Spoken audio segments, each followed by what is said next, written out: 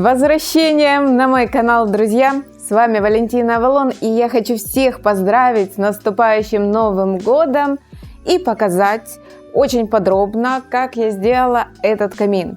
Подобный камин можно сделать буквально либо бодро за один день, либо размеренно и спокойно за пару вечерков.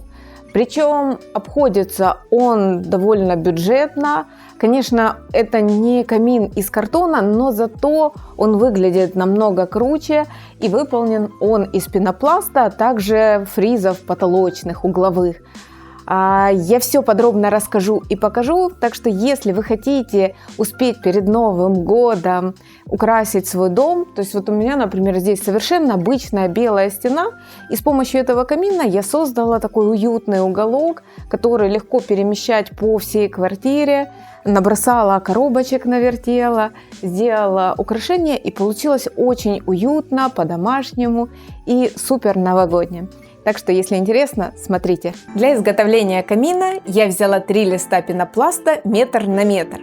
Один толщиной 5 см и 2 по 3 см. Из листа толщиной 5 см я сделаю основание и верх камина. Для этого делю его на 3 равных прямоугольника шириной 33,3 см. Размечаем и режем ножом или пилой по дереву. Вот таких 3 куска размером метр на 33,3 см у меня получилось. Далее берем любой клей для пенопласта. У меня это дракон. И склеиваем 2 куска вместе. Это будет наша так называемая столешница толщиной 10 см соответственно. Аккуратненько соединяем и придавливаем на некоторое время. Размечаем 3-сантиметровый лист. На нем я размещаю 4 боковые стенки высотой 74 см и шириной 23 см. Вот что у меня получилось.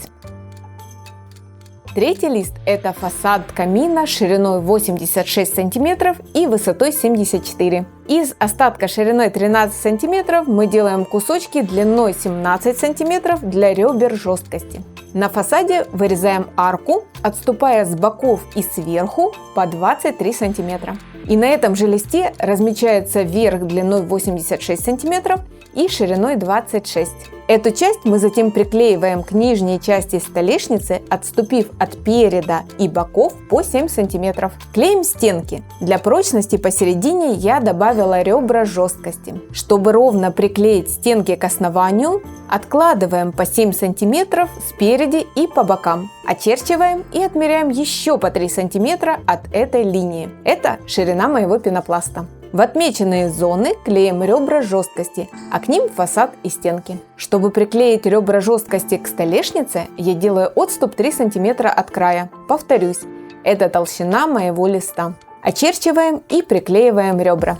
Все соприкасающиеся стенки хорошенько промазываем клеем. Приклеиваем столешницу к основной части, и основная конструкция готова. Приклеиваем заднюю стенку. Это была серединка, вырезанная из фасада. Из остатков вырезаем кусок 40 на 23 и закрываем арку сверху. Теперь переходим к самому интересному – к декорированию угловыми фризами и молдами. Чтобы удешевить стоимость камина, я купила в строительном магазине грязные, отбракованные и остаточные фризы, которых осталось по 1 штуке. Их мне отдали за треть стоимости. Обрезаем их по ширине фасада, стенок и столешницы под углом 45 градусов.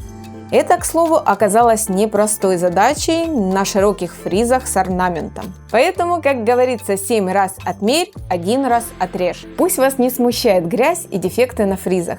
Вы перекроете это все шпаклевкой, а затем краской. Шпаклевкой проходимся по всем щелям, трещинкам и неровностям, которые вас смущают.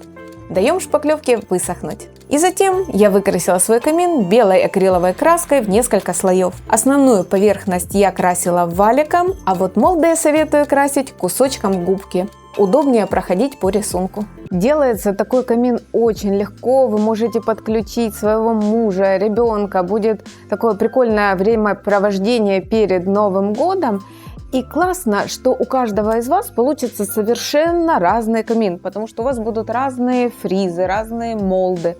Вы можете применять какие-то дополнительные украшения. и, ну вот, на мой взгляд, очень близко к оригиналу. Плюс, если вы хотите, чтобы он выглядел как кирпичики, вы можете взять отверточку, нагреть на огне и прочертить. Получаются очень объемные кирпичные кладки. Также я сделала самостоятельно из пластиковых стаканчиков большие подставки под свечи. В общем, включайте фантазию, и вы можете даже из того, что у вас есть под рукой, сделать супер прикольный дизайнерский уголок. Еще раз повторюсь, с наступающим Новым годом! С вами была Валентина Авалон. Удачного творчества!